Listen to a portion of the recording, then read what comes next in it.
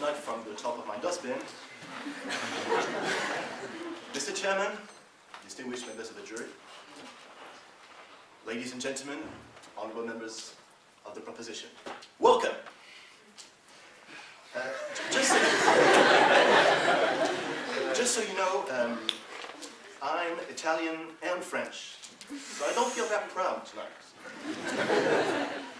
But I shall be defending an American, an imperialistic point of view.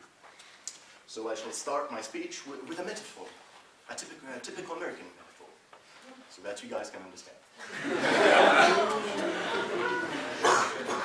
We're talking about American elections, so I would like you to picture an ordinary soccer mom. Every Wednesday, she takes her kid on the local field to play baseball with the school team. Problem with the kid is that he's awfully bad at baseball. So what can she say? Blame him, yell at him, tell him the truth about his total lack of skills in the game? No. Instead, she greets him with a warm embrace and a cookie. And that kind of fake smile that always comes with that phrase every one of you at Princeton must have heard once in your life. You did your best. But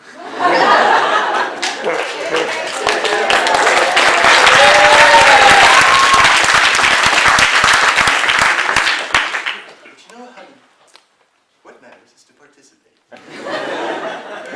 Now, to exploit this cruel euphemism, figure of this brainy, skinny kid as the French resistance. And the soccer mom as the almighty, trained, and organized U.S. Army. Problem with France is that it never actually grew up a bit. It keeps resting on its glorified and idealistic past. France, it's still that 35-year-old teenager that keeps living in his mom's garage. France, we need to talk. You didn't win the war. You didn't defeat the Nazis. Here, yeah. And you suck at baseball. We Frenchmen are pretty used to brag about our glorious deeds and finding excuses, just like kids. Even at the time, you know, so we French did prepare ourselves for Hitler's armies to come into France in 1940. We went on to build a big, great wall all along the German border, the ligne Maginot. Just like a child on the beach, you know, building a dam against a wave with a little plastic shovel. We just never figured out they could actually go around. Yeah. Well, what about the French resistance then? Okay, so I know you just said we love de Gaulle, so I'm going to talk about its most emblematic figure of the resistance, de Gaulle. The biggest kid of all. You know, he fled to London, and during the whole war, stayed there, whining like a brat. I can just picture him, you know, pulling on Churchill's or Eisenhower's sleeve, you know. I want to go to war. I want to free my country all by myself in my cheese-eating resistance.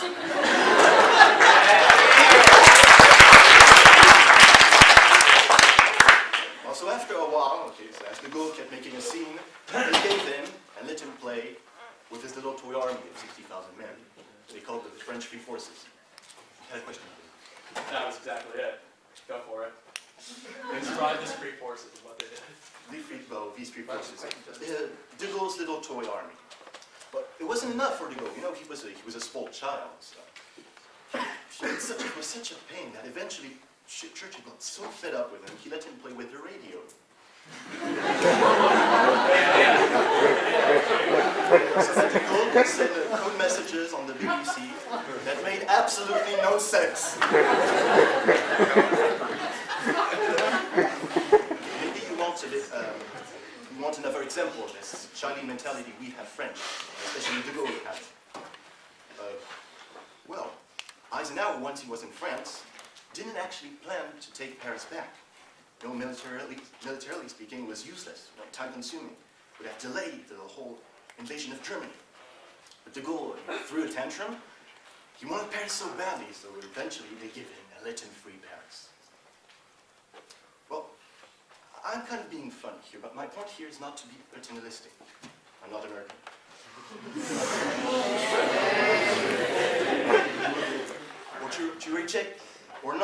prefer to reject the legacy these few brave men of the French resistance left us. They did a great job, a great, great job in saving what was left to save of our national pride and glory. Not much, to be honest. But as far as defeating Hitler's armies were concerned, saying that the French resistance played a central role is a bit far-fetched. Yeah. France was, and still is, in my opinion, a country with a very childish mind. Yeah. Only way for us to grow up is to acknowledge our past, our mistakes, to denounce our own lives and misplaced pride. For I know my frankness might hurt some people's feelings and put my family and myself at risk. This is a sacrifice I fully consent to, for I believe this jury is way too enlightened to believe this nonsensical notion. Yeah. Please, if it's not for you, do it for us, Frenchmen. Reject this motion. Yeah.